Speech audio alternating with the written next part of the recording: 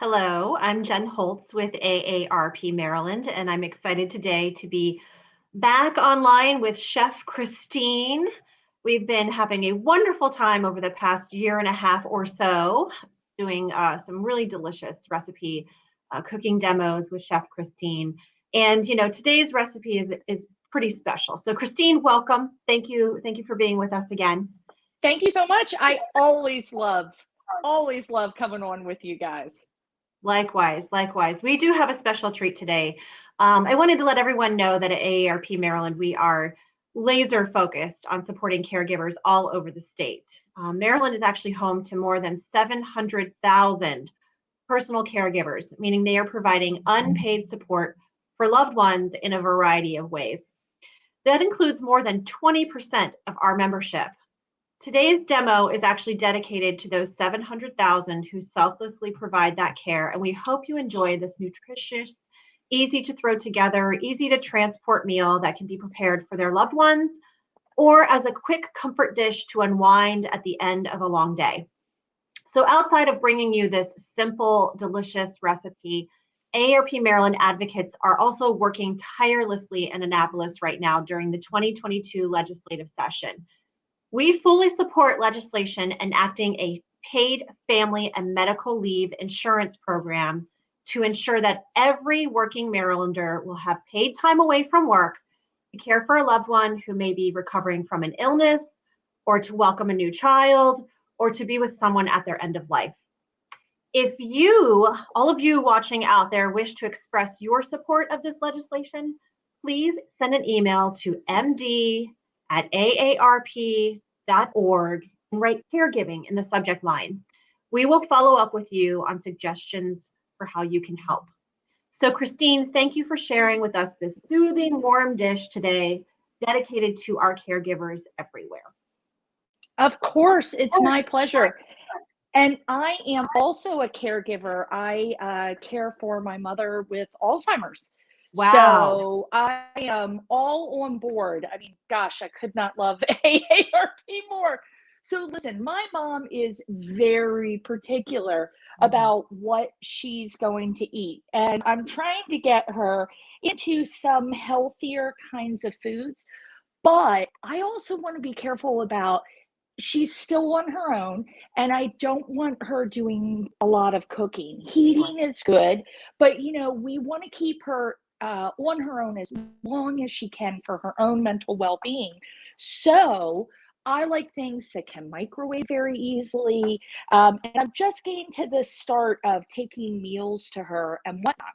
So I'm going to do a garlic, shrimp, and white beans. And you may go, oh my gosh, my mom, my dad will never eat all that garlic. It's totally okay. I'm going to show you a quick technique here to get this done. And I got to tell you, when it is frigid out like it is now, not only do I want something comforting, but I'm a little lazy. I do not want to spend all day in the kitchen. Do you agree with me there, Jen? Oh, I understand that completely. After a long day of work and all of the other volunteer responsibilities I have, plus 4 kids, you're caring for your mother. We're all a little tired at the end of the day. So we are. Any shortcut is always appreciated, I think, for the most of us. I could not agree more wholeheartedly. So what I'm doing here is I'm just mincing some garlic. And I'll tell you what, this is how great this recipe is. That's the only thing we're going to have to chop the whole time. Okay. Wow. That's it. So now I'm not a fan of the jar garlic. Sorry. It's my one snotty thing, but I do love the frozen garlic. Have you seen that? It comes in it almost looks like little baby ice cube trays. It's so cute. And it's got no preservatives in it. You just pop out the little frozen garlic cube and go. So if you're like, I don't even want to chop the garlic, you have an option. And if using the stuff in the jar works for you, then let that work for you, all right? So why do you chop as opposed to using a garlic press? Just a preference? I lost my garlic press. Okay. That's all it is. That's all it is. I swear, I wish I could give you, some chefs are very I would never, I don't care. Listen, we're trying to be practical for real life here. And in a perfect world where you can dedicate all this time, I love that. But I think it's important everybody does what works best for them. So I'm going to use my cast iron because I'm so lazy. I don't even want to serve it in a bowl. I serve it right out of my cast iron pot. And I'm going to heat to a medium low kind of temperature because we're going to put our garlic in there and we don't want to burn the garlic. That's our only, let's not burn the garlic. So it's better to go low and slow with that. And I'm even going to add a little bay leaf right there. I know, just a little dry bay leaf. And I'm going to take half of the garlic I just minced and just pop it right in this nice medium low skillet. Now, let's move my recipe up because I've made this so many times, I'm afraid I won't be able to get it just where you get. All right. So I want it to start to smell good. That's it. I just want it to get nice and fragrant. It takes absolutely no time. And as soon as that's fragrant, I'm going to add in a can of diced tomatoes. Now, I have them all ready, and I will tell you, this recipe is made for canned tomatoes. And we're going to turn our heat up a bit because as soon as that garlic starts to smell good, throw those tomatoes in there. Now, have you ever done a dish like this, Jen? In a skillet like that, which by the way, you're already getting compliments on that beautiful iron skillet you have. I know, yes. Right? I'm just starting to get into using my skillet a little bit more. Yeah. I love the way it sears, but I've learned a lot about these one pot meals, and you can just throw them right in there, and that's the only dish you use, which is great. I really think one of my focuses is becoming the one pot meals. Sure. Because it's easy, and if I'm doing something fancy, then I'll want a meat, a starch, a veg. I'll do that whole thing if I'm trying to blow people away. But I gotta tell you, I'm leaning hard into a comfort food style of cooking. And I think if you can get yourself, you can just pick one up at your local big box store, but you can get one. I season it after every time I use it. So it used to be that soap was super harsh, right? With all that lye in it. But now you can use a little soap and water on your cast iron, but you want to dry it immediately. And I put on a very thin coat of vegetable oil. I wipe it on with a paper towel, very thin. And then I put it in my oven, 350 upside down for an hour. Turn the oven off, take it out the next day, if I remember. That's great. It makes me feel like I'm actually doing this right because I do the same exact thing. And I thought, I'm not sure if I'm not really a pro at this whole iron skillet thing yet. So that's really good to hear. It's intimidating. And there are so many rules and whatnot. Well, do this, don't do that. You're a bad cook. You're not caring for it. All that stuff. And none of it's true. So I'm going to add a little salt and pepper in here. And I got to tell you, I have been bean phobic. I know this sounds so strange.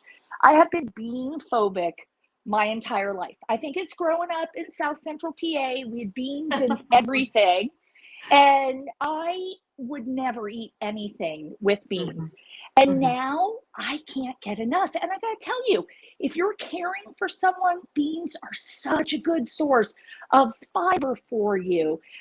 They're just super, super healthy. And canned beans, nothing wrong with that, baby. I love it. So I have 2 cans because I'm really into the beans. I have 2 cans of cannellini beans. Sometimes people call them white kidney beans, but you can easily find those at the store, but you do want to drain them and rinse them. Okay. All right. Very good advice. Now I have to ask before you go any further, how hot is your pan? Are you on a medium low? Great question. So I'm raising my heat. As soon as we put those tomatoes in, we can bump our heat up because we went in initially kind of low because we didn't want to burn that garlic. But once you add that liquid in there, it's totally fine. Great. Okay. And then I like to get tomato paste in a tube. I don't know if you have ever gone this way, but you'll find it at your regular grocery store. It's the greatest thing. And I'm going to do just about a tablespoon. I tend to be one of those people, I get the the can and then it goes to waste, or I'm always like, oh, I'll portion it out and freeze it, and then I forget. I just buy it in the tube. It'll keep in the fridge for a million years. Great. Yeah. So I put about a tablespoon in, and we want to kind of thicken up a little bit. Now, typically, I'm going to let this go 4 or 5 minutes until it starts to get almost like a dark caramelized red, almost like a burgundy color to it. And that is just kind of toasting the sugars in the tomatoes and in the paste. Alrighty? Wow, that sounds amazing. I mean, this is so simple so far. I'm like, where's the catch? I'm telling you, you just don't have to be fancy. This is hearty and really good. So we're going to say this is all cooked for about 4 or 5 minutes. I'm going to add my beans. And again, I love the beans, so I went hard with them. And I'm going to also add in a cup of chicken broth, because that tomato paste, that kind of thickens stuff up, right? It's a little bit of a thickener for us. And again, this is great. And I can tell you right now, my mom would be like, I don't know, tomatoes and beans. But I lure her in with the shrimp, because girlfriend never met a hunk of seafood she did not want to love on. Wonderful. So, And you're right. The beans are so nutritious. The more I read, I mean, everybody needs them in their diet on a very regular basis. They're so good for you. totally. It's something that my cardiologist had actually recommended to me. So it's something, of course, I've been trying to put a little more effort into. Now, Great. check this out. We're going to add a little bit of my favorite secret ingredient, and that is a little bit of smoked paprika. Now, we call for some in the recipe, and we're actually going to divide it. I'm going to put some right in here, but I'm also going to coat my shrimpies a little bit. And let's just get that stirred in and simmering. You can see my bay leaf is hanging out. Woo, beans everywhere. All right. Now, it's okay to have this still at that increased heat. All righty? Okay. Okay. Now, check this out. I have got my little shrimpies. And I got to tell you, if you are not putting bags of shrimp and fish in your freezer, you can get them already frozen. They are the perfect thing for an emergency meal or a quick meal, because to thaw frozen fish and shrimp out, you're just going to put it in cold water for about 20 minutes, half an hour, totally frozen. Definitely not on your countertop, okay? I'm totally with you on that. It not only defrosts quickly, but it cooks quickly. So anytime you're like, I forgot to take out the whatever, it's right there. Yeah, so that's it. That's it. All right, so I'm going to take the other half of my smoked paprika, and then I'm going to take the rest of my garlic.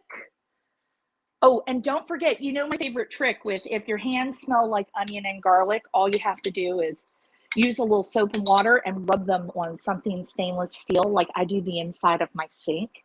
I've heard that. It totally works. Lemon, but the stainless steel, I've always heard you grab a spoon or something like that. Yep. And just rub your fingers all over it and you're good to go. So that's really good advice. Seriously, I just go to the inside of my sink when I'm doing the dishes. I do every finger. I'm ridiculous. All right, I'm going to add a little touch of olive oil to our shrimpies here. And I've got some salt, some pepper, some olive oil, and some of that smoked paprika. Now, if you're fancy, you can dot these shrimp on the top, throw it in your oven under the broiler, but I'm not fancy. I'm desperate most of the time. So what I do is I just take my shrimp, and you can let this cook down a bit, really thicken up, because the shrimp are the last thing. And if you are taking this to a parent or somebody that you're caring for, you may even choose to use chicken, right? A rotisserie chicken costs the gift to the world, right? I was going to ask you, because we've got a couple comments, we've got people with food allergies out there. Yeah, can we like use the chicken? Seafood allergies. Yeah, chicken, a rotisserie chicken, I happen to think is the greatest thing you're ever going to get. But that's just me. All right, so I just take my little shrimp and I plunge them in. They're going to take about 3-4 minutes to cook. get them under those beans so that they cook the whole way through. And remember, when you're cooking shrimp, we want to make C's, not O's. That means we want the shrimp to curl gently, but not into a big spiral. And that's now these are already shelled. They are already shelled, yeah. or they okay. Peeled into vein, baby. It's the only way to go. Yeah, I agree. But totally if you're a fancy cook, you can save those shrimp shells. Mm-hmm. If you've got them, I kid you not, this is a great thing to do. You save the shrimp shells and you freeze them, and when you have a pile of them, you can make a shrimp stock with them. And it's really useful stuff. But we just pop those guys in there. I have my big loaf of crusty bread, and I love to serve it with a piece, like I'll cut a little for my mom, right? I try to make it really friendly for her. You can always kick it up. I know my mother doesn't like any food that she considers to be spicy. Sure. So I would throw some crushed red pepper in here for me, but for her, I would leave it out. Great. That's great advice, especially when people have a little bit of sensitivity in the gut area or something like that. There's a number of, people we're caring for out in, our loved ones that we're caring for. Oftentimes they have illnesses that prevent them from being able to eat those types of foods. So that's great to have an alternative. Yeah. And sometimes, this is super customizable. So if you want to give, this is a very generous portion because I really pumped up those beans. But if you want to share this and save some for yourself and give some to whoever you're caring for, split it out, then add your crushed red pepper. You don't have to give up on it. You just have to be creative. I think that's a great method. I know when we were caring for my husband's parents, I would do the same thing. I just made a larger dish, split it up, sent the rest over there. And it just made life so much easier. Especially when it's something quick and easy and healthy like this. It's just so simple, and you just split it right up and go. That's it. We want to be efficient. We're not trying to torment ourselves here. We want to do well and stay well so that we can continue to be the caregivers for the people that love us and need us. Well, that is so important. And I'm glad you brought up that point, because one of the things that AARP does focus on is caring for the caregiver. All too often they neglect themselves because they're so busy, running a household, doing that full-time job, and also caring for a loved one on the side. So thank you for preparing this delicious meal that's good for everyone involved in a caregiving arrangement. And it looks amazing. It really is so good. And I'm so excited because I'm definitely going to have this for dinner. I might have it for lunch. I might have it right now, but I'm just going to tear off my bread and put it in a bowl. It's so good. A little fresh parsley at the end there if you're feeling that vibe, but super easy, very little chopping, very flexible stuff. Oh, wonderful. Thank you. You're the best. This is just what we all needed to see on this super cold day. For those of us who are caring for loved ones, to have a great option to prepare a nice, healthy meal. So, we really can't thank you enough for being on with us again. Everyone should be aware that Christine is sticking around with us for the rest of the year. So we're going to be doing all kinds of fun events, both these live demos, as well as throwing in some actual cooking classes that you can pre-register for and spend some one-on-one time with Christine in a cook class setting where you're actually going to prepare the meal with her. So really excited about that. We'll be getting that calendar out very shortly. So Christine, thank you again. Stay warm. Enjoy your lunch. I will. Thanks so much, Jen. Thank you.